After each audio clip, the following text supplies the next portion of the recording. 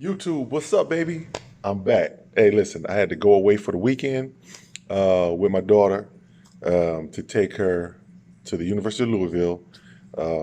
She's a soccer player. So, if you don't know, my oldest is a soccer player playing at the University of North Carolina, the rival, but it's all good. So my middle one also plays soccer. So she was up at the ID camp at University of Louisville. So I was away. I missed y'all. I didn't get to put a show up. Like I said, it's something to say every day. So I didn't get to put a show up this weekend, but hey, there's stuff to talk about here. Okay, let's start out with this. Okay, I wanted to start out. I was going to do one early Saturday morning before I left. I was like, nah, I just wait. I'll wait till I come back. All right, so let's kick this off like this. Okay, James Harden. Oh, first, my hat. Hey, the fisherman hat, the bucket, whatever you want to call it, the EPMD, whatever you want to call it. But this is what this is right here, the hat that I'm sporting today. All right, shout out to my man Derek Chivas, who used to wear these all the time back in the day, and he probably still wears them too. Well, yeah, but let's kick it off, okay? James Harden, all right, says he's not going to play in the FIBA championships because he wants to get more accustomed to playing with Russell Westbrook. Okay, my opinion on this. I don't think it should be much of an adjustment to playing with somebody. Especially when you're just going to be playing pickup against other guys. But I do think that they're different players. So there is going to be a bit of an adjustment anyway, once you start playing with one another, because Russell Westbrook is a ball dominant guy. James Harden is a ball dominant guy. Now, remember where you heard this first.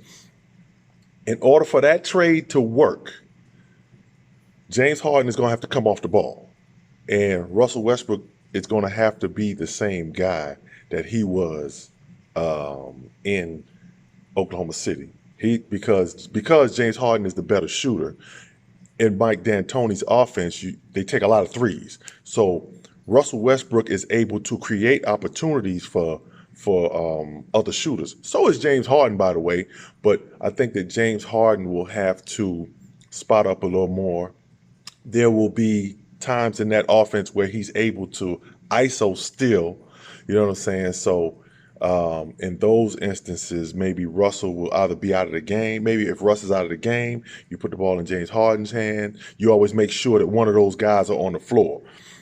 If you're Mike D'Antoni, that's my personal opinion of that situation. But I think that Russell Westbrook is going to have to be the same guy that he was in OKC.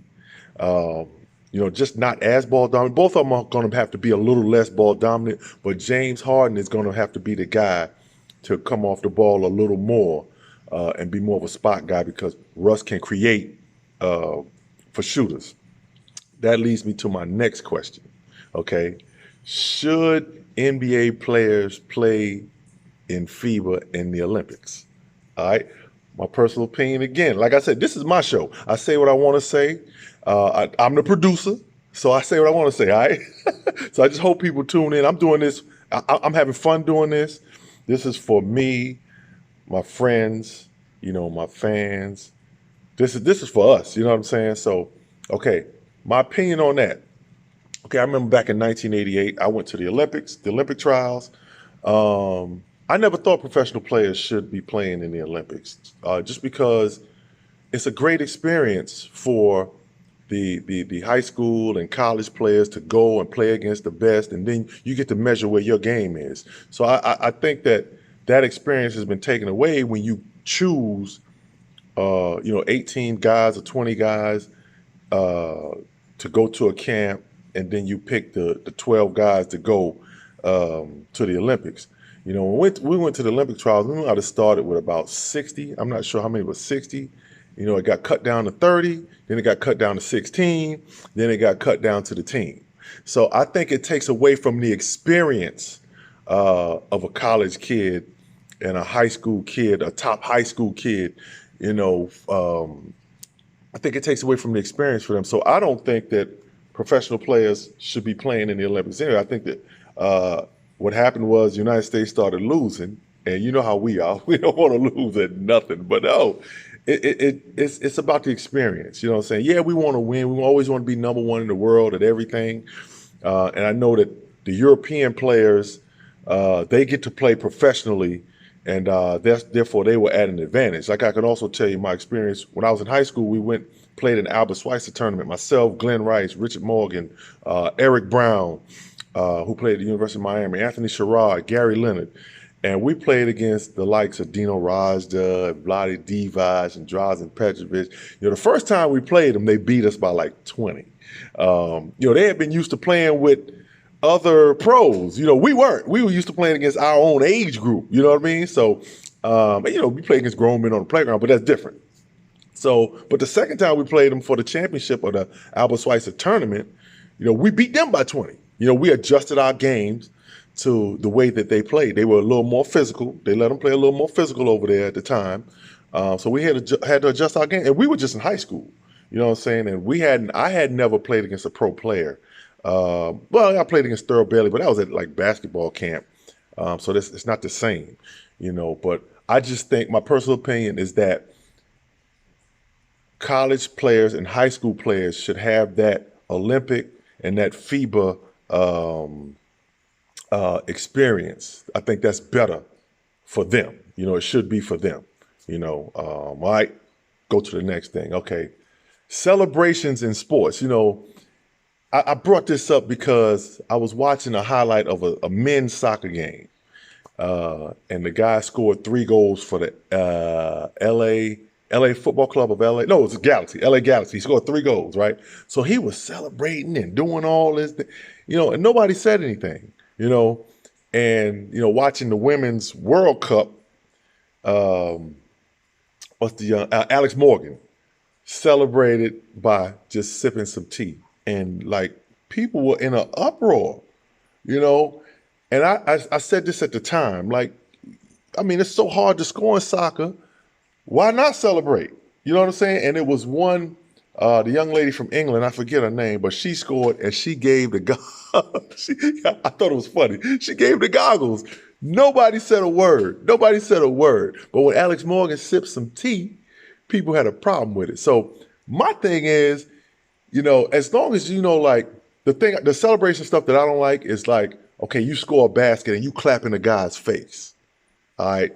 No. Back in the day, that might get you dealt with. And, you know what I'm saying? Old school cats know what I mean. You don't clap in the guy's face. You don't, you know, knock a guy or you dunk on a guy. You don't step over him.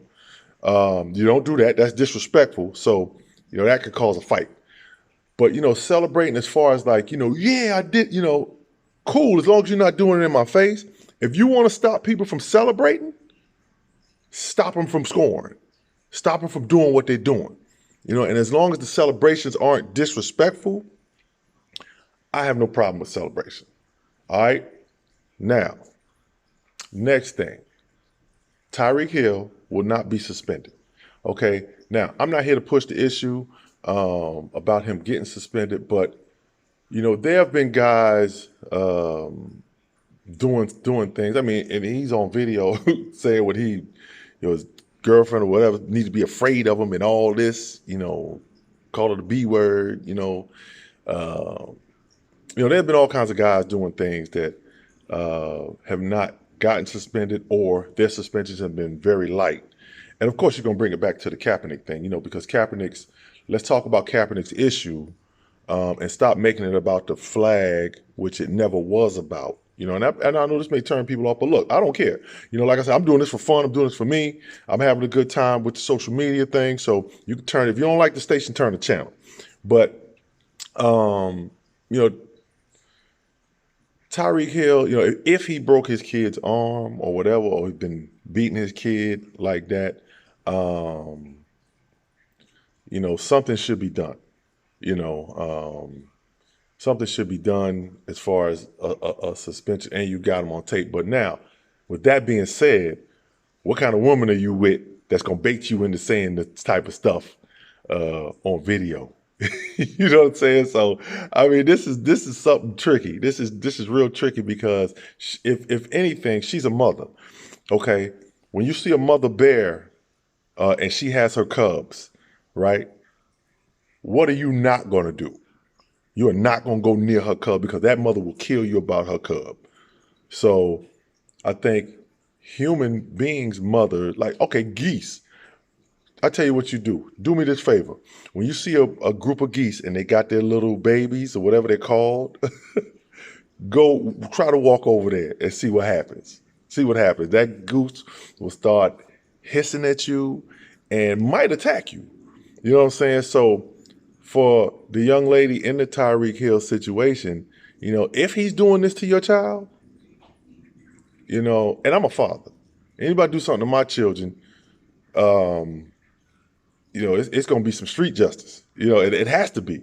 So I think that instead of bringing it to the media, you need to handle it. And then if he does something to you, now we got proof. You know what I'm saying? So, and that's a bit of a touchy situation, but I wanted to talk about it. I wanted to state my opinion on it, and that's my opinion. All right. So next, okay, Billy Donovan and Sam Presti got death threats after the trade of Paul George and Russell Westbrook. They got death threats. Guy called and threatened to blow something up, and he was going to see him and fight him and all kinds of crazy madness. Look, man, to the fan, all right, you have to understand when you get wrapped up in the sports, you have to understand that your teams at some point is going to go through a period where they're going to be down. Now there's no franchise that has stayed on top forever. You got the Boston Celtics. There was a period that they were down. I mean, when I was playing in the NBA, the Celtics weren't making the playoffs. Back in '96, we played them when I was with the Rockets. And I think Rick Pitino was there. They were going through some rough years then, and that's just a part of it. They got the most championships. I think it's 17 championship banners, but still, when you're in sports, you're going to go through a rough period. So now this is the period where OKC might feel like, as a business, model or whatever they want to call it, that, okay, we need to set ourselves up for the future. We need to move these guys. We're not in the championship contention. So that might have been what, they're thinking. I don't know what Sam Presti and Billy Donovan were thinking, but, they did try to set it up where, the future looks bright. So if you're a fan, there's no need to send death threats to Sam Presti and Billy Donovan. Come on, man. Sam Presti's been there for a while.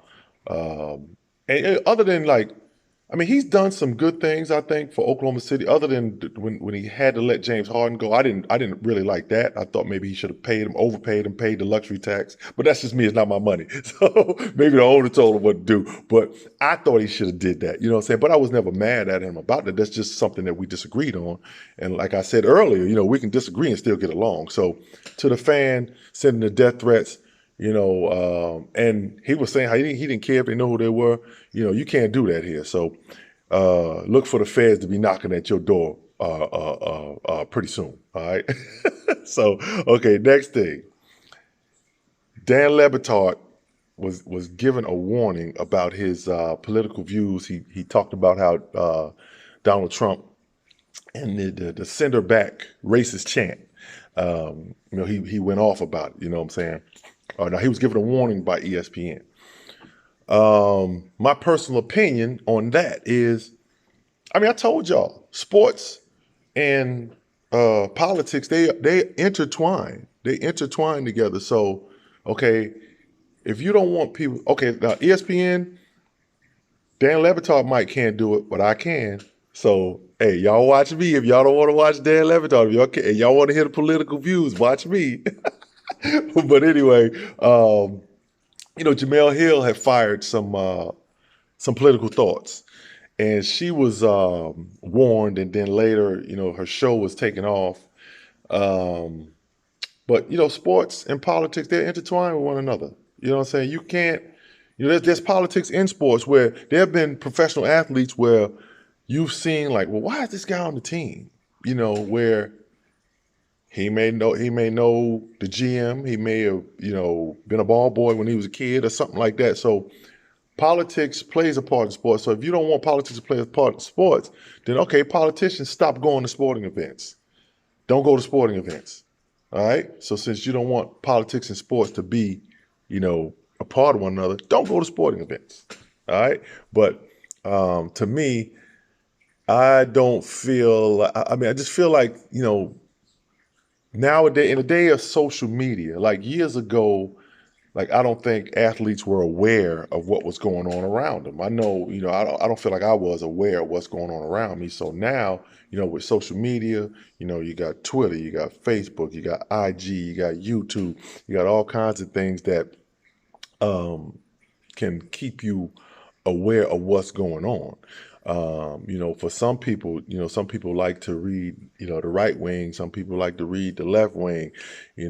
I choose to read it all. I read the right wing, left wing, and in the middle. I read it all, and I just choose which one is a more credible source. You know what I'm saying? Like that's just how I do it. I think everyone should try to, understand the other side.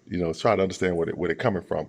But for ESPN to issue Levitard a warning, I mean, there were some people that loved what he said, and it's very true what he said.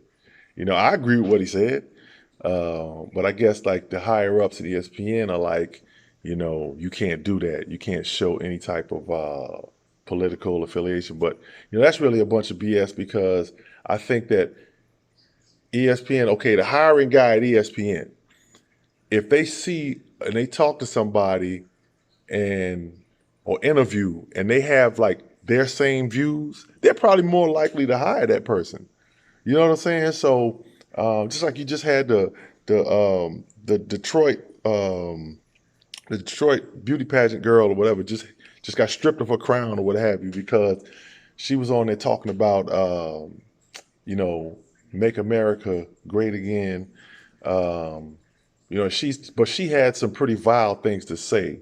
I'll give you an example of that. Then I'll go back to Levitard. This is Chucky Brown, the gypsy. So we jump around. All right. You jump around like House of Pain. Jump, jump. But anyway, she said like, which a comment that she made that kind of irritated me was that, statistics say that black people kill, most black people are killed by black people. You know what I'm saying? And you need to do your homework, young lady. Most white people kill most white people. You understand what I'm saying? So each community has their problems. You understand what I'm saying too? So you can't really comment. You don't know what it's like to be black. So what you commenting on, black people killing black, you kill who you around.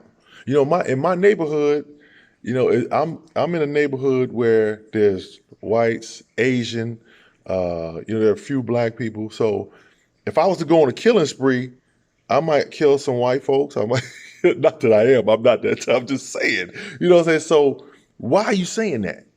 You understand what I'm saying? So I mean, the thinking of some of these people is just um, unbelievable. And that's why I always end my show by saying, hey, be nice, live your life. Um, it don't cost nothing. It don't cost nothing to be nice to someone. All right.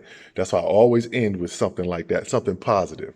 But back to my man Dan Levitard, and the ESPN thing. You know, there are going to be some times when a political statement by someone is unavoidable, and you have some people that may not like a certain race of people at a game cheering for that particular person. You know what I'm saying? I mean, this is crazy. This is crazy. But then again, it is what it is. But hey, that's my time.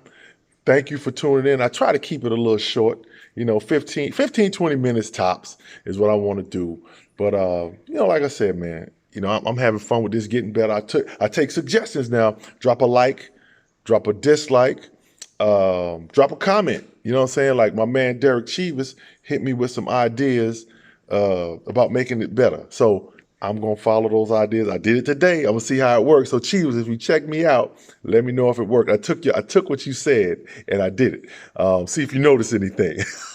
But anyway, I'm signing out. It's your man, Chucky B. the Gypsy, with the fisherman hat, the EPMD hat, if you old school like me, you know what I'm saying, or the bucket, whatever you want to call it. But I'm out. Thanks for tuning in. And hey, listen, like I said, be nice, love life, and live life to the fullest. All right? Peace out.